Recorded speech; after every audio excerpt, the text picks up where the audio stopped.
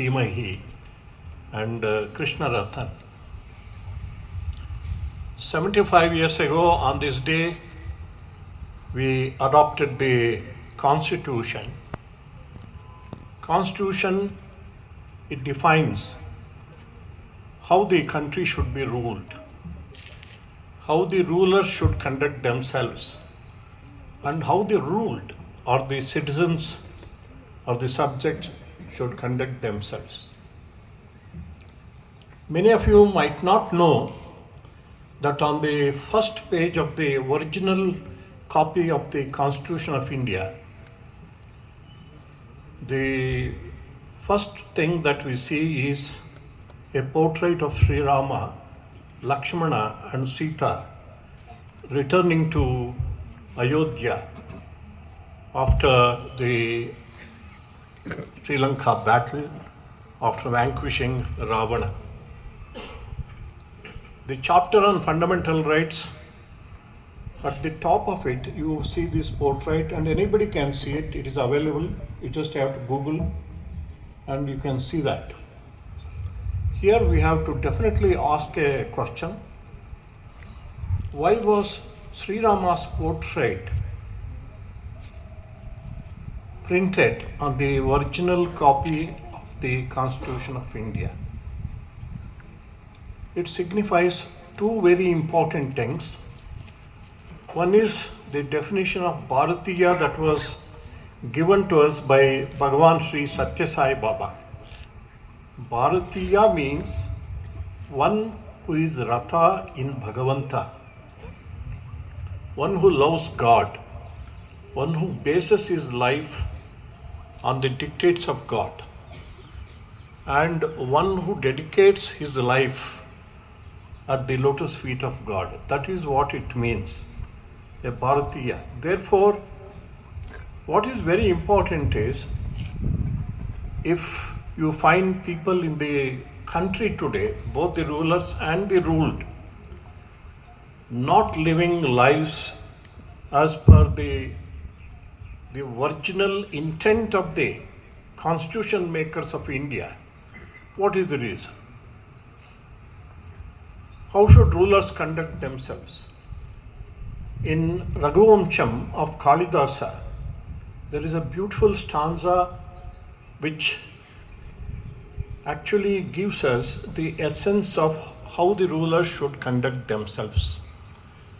Tyagaya samrutarthanam, satyaya mitabhashinam, yasase vijigishunam, yoganante tanutyajam. This is how the rulers conducted themselves during those days, and that is what is expected of the rulers of India, in fact rulers of any country. Tyagaya samrutarthanam. Why did they gather wealth? Why did they mobilize wealth? Samrutarthanam, tyagaya, for sacrificing, for utilizing it for the welfare of the subjects, for the welfare of everybody. The rulers were so selfless that they did not use a single pie or a penny in extravagance to lead very extravagant lives. That was fundamental. Tyagaya samrutarthanam, satyaya mitabhashinam. They were mitabhashis. They spoke very less because satyaya, for the sake of truth. When we speak too much, we are likely to speak untruth also. They were so dedicated to truth that they spoke so less, mitabhashinam, so spoke so less, so that they will never utter any untruth. The third is yasase vijagishuna. They did fight wars, but never to gain the territory of the neighboring country. Never ever to encroach upon the land of other countries. Yasase, for reputation. What reputation? The reputation of a dharma rakshaka, protector of dharma. See, that was the only reputation that the kings, the rulers wanted those days.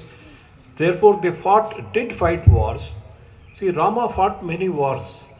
But he did not take over 1 inch of land. He vanquished many of enemies, but he didn't take over even 1 inch of land from them. Only thing is, for the sake of reputation as a protector of dharma, they fought the battles. Yoganante tanutyajam. Ultimately, how did they give up their bodies? They gave up their bodies in yoga, in union with God. See, that was the foundation of the life of the ruled as well as the rulers. Foundation was spiritual pursuit was the foundation. Spirituality was the foundation. See, that is how the rulers should conduct themselves. And then coming back to how the ruled or the citizens should conduct themselves. Sadhguru often quotes this, Brahmanaha, Kshatriyaha, Vaishyaha, Shudraha, Lobhavarjitaha. All classes of people, the intellectual class, the martial class, the commercial class, and the labor class. That's what it means. When you say Brahmana, Kshatriya, Vaishya, Shudra means only this. Every country has it. Which country